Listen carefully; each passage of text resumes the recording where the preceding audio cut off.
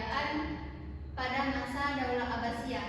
Nah, yaitu berdirinya Baitul Hikmah, pusat ilmu pengetahuan di mana ini para ilmuwan membaca, meneliti, berdiskusi, bertukar pikiran, dan menerjemahkan berbagai buku dari luar.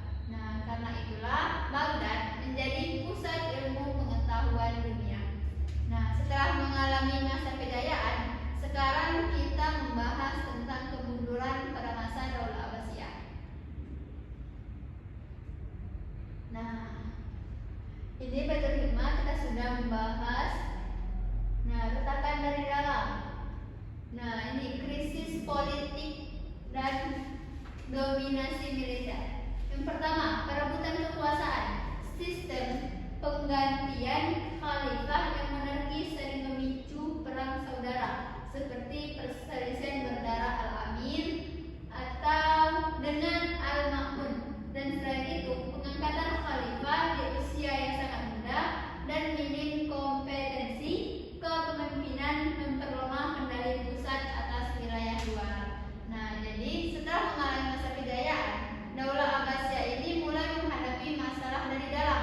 Salah satunya yaitu masalah perebutan kekuasaan di kalangan keluarga kerajaan.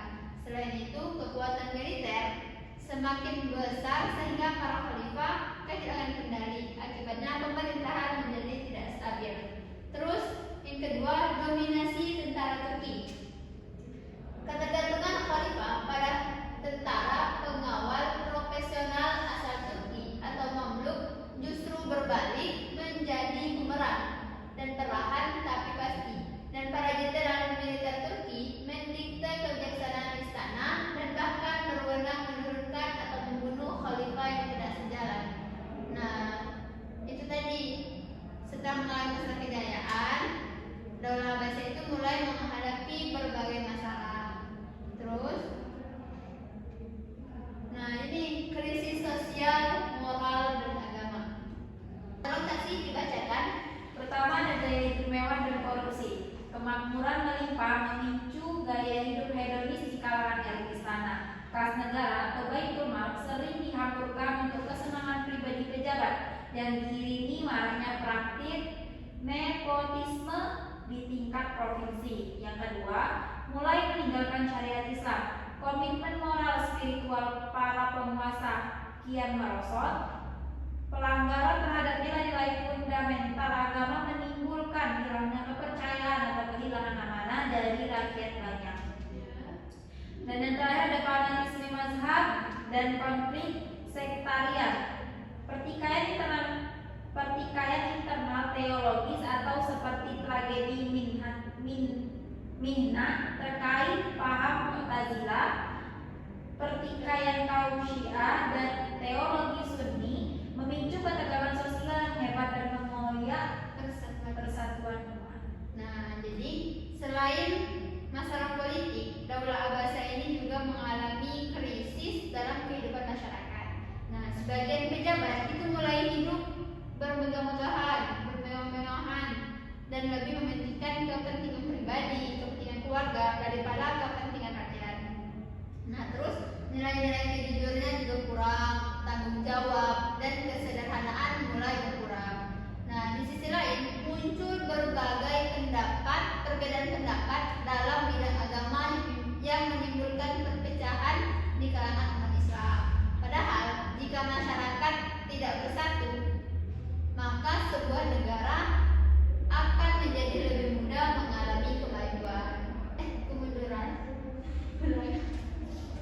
Di sisi lain, muncul berbagai perbedaan pendapat dalam bidang agama yang menimbulkan perpecahan di kalangan umat Islam. Padahal, jika masyarakat tidak bersatu, maka sebuah negara akan menjadi lebih mudah mengalami kemunduran. Nah, jadi oleh karena itu kita sebagai pelajar bahwa kemajuan suatu bangsa itu tidak hanya bergantung pada kekayaan atau teknologi, tetapi juga pada persatuan dan akhlak yang baik. Nah, selain menghadapi masalah dari dalam, Daulah Abbasiyah ini juga mendapat ancaman dari luar, yaitu serangan bangsa Mongol yang dipimpin oleh Hulagu Khan. Nah,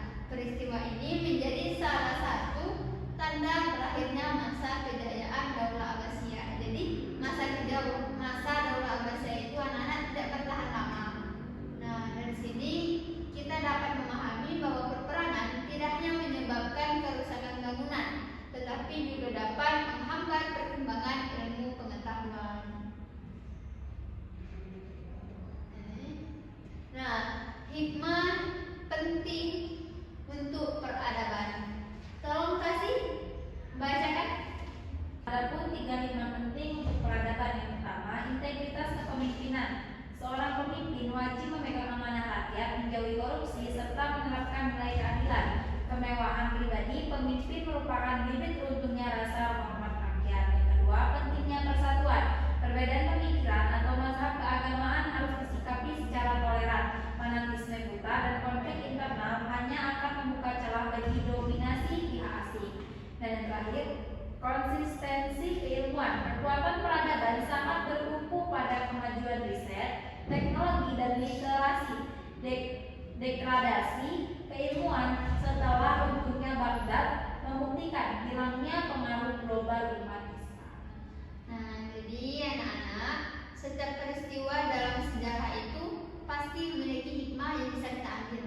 Nah, dari kisah Daul Abbasiyah ini kita belajar bahwa persatuan itu merupakan hal yang sangat penting. Jika suatu bangsa terus mengalami konflik, maka bangsa tersebut akan mudah mengalami kemunduran. Terus, kita juga belajar bahwa ilmu pengetahuan adalah kunci kemajuan suatu peradaban. Selama umat Islam menghargai ilmu dan terus belajar, maka mereka mampu menjadi pemimpin dalam berbagai bidang. Nah, selain itu, kita harus memiliki sikap jujur. Itu sangat penting ya. Bertanggung jawab dan mau bekerja sama. Nilai-nilai